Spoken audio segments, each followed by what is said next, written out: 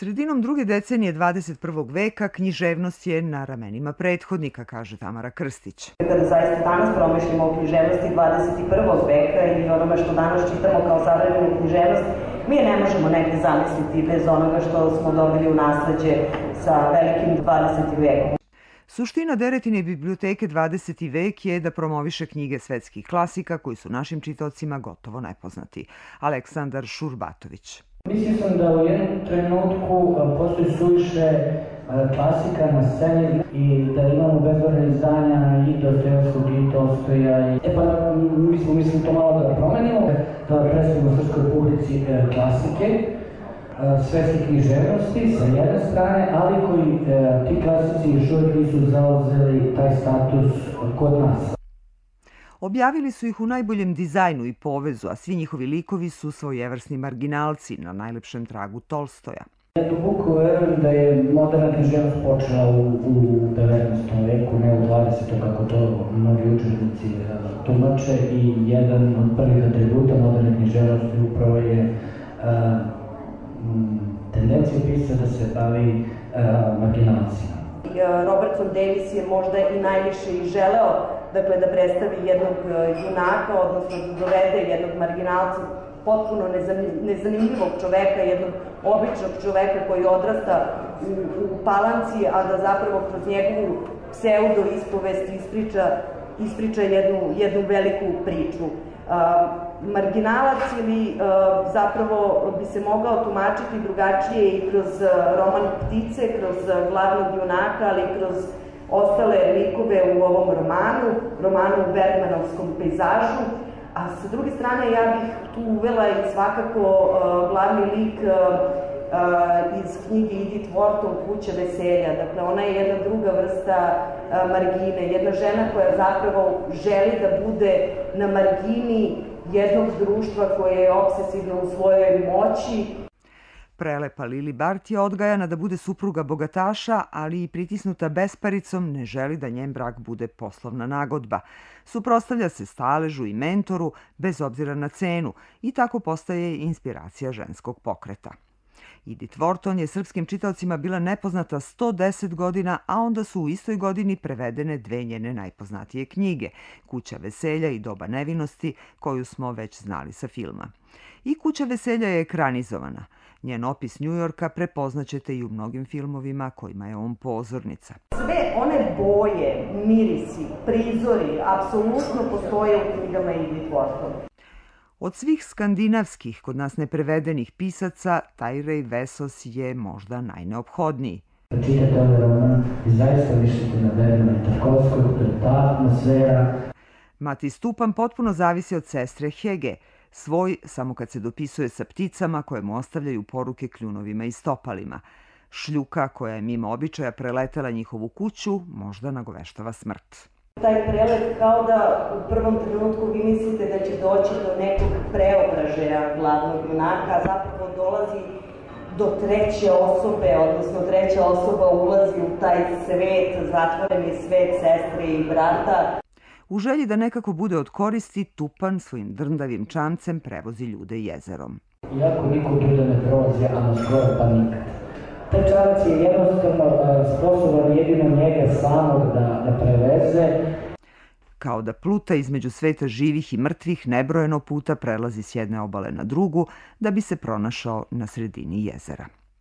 Kanadski klasik, a naš novi poznanik Robertson Davies kaže da sve majke misle da su njihova deca hrastovi, a svet je ipak pun boranije. Tako je napisao marginalca i uveo u književnost te skrajnute ljude koji su bliži smrti nego rođenju, a još nisu ni počeli da žive. Ipak bacaju pogled na svoj neproživljeni život i bore se sa krivicom.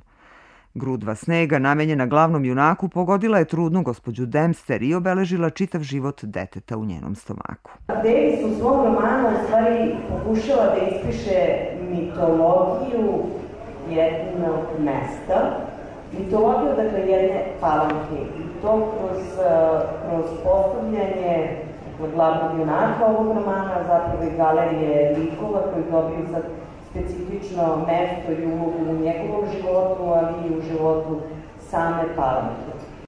Najneznačajnija ličnost tog mesta postaje mađioničar ispod čijeg plašta odjednom pokuljaju detinje osobine i sklonosti svih Davisovih junaka.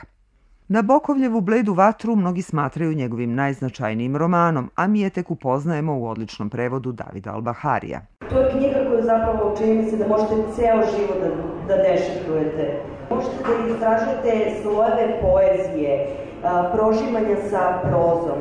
Možete da istražujete neverovatne veze koje uspostavlja sa prethodnim, odnosno sa nasleđem književnosti Nabokovu u ovom delu. Srž knjige čine 999 stihova, poeme i taj mitski nedostojeći 1000 stih. Nailazimo na jednog scholastičkog detektiva, profesora i pisca koji želi da otkrije uzroke smrti svog kolegi koji je napisao tu poemu. Ali Bleda vatra nije samo o tome ko je ubica, već i ko je pisac. Johnny Shade, Charles Kimbot ili Nabokov sam, koji ovde piše literarnu istoriju književnosti. Klanica 5 Kurta Vonnegata je istorija sama. Dresden, koji je sa svojih 135.000 žitelja iščezao pod zapaljivim bombama saveznika 1945. godine. O pokolju nema šta pametno da se kaže i zato ovo haotično delo vrvi od antiheroja, apsurdnih smrti, ali i smeha koji jedino preostaje nakon civilizacijskog poraza. Vrlo je zanimljivo da je sam Vonnegut bio u Dresdenu kad se to bombardovanje desilo, bio ratni zarobljenik i preživio je tako što je radio Mesar i Mesara se nalazila pod Venom i kad je krenulo bombardovanje, pobegao je u Tuledaru.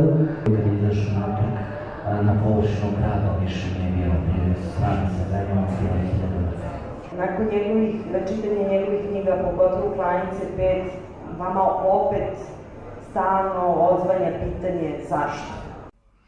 Autoironični Vonnegut još kaže da ni saveznici ni poraženi smrću Drezdena ništa nisu dobili, samo se ono koristio zaradivši knjigom $1 po svakom lešu. O besmislu rata i potrebi za katarzom još jednom u romanu Slikar prolaznog sveta Kazuo Ishigura. Prvi glavni junak je čovjek koji je bio u propagandnoj mašineriji japanske vojske u Drugom svjetskom ratu i po završetku tog rata on nekako mora da se pomiri sa tim da je bio na pogrešnoj strani. Suočavanje sa sopstvenom prošlošću kroz muzičko-poetske rečenice stiliste prve vrste. Besprekoran stil, besprekorna rečenica, prožimanje poetskog, opet neke poezije u prozi. Generacije koje su učestvovale u ratovima 20. veka, kao i one koje su krčile puteve većih sloboda, ostavile su nam u amanet mudrost samu. Sa ramena velikana 20. veka bolje ćemo sagledati i svoje doba. Biblioteka 20. vek nije zatvorena.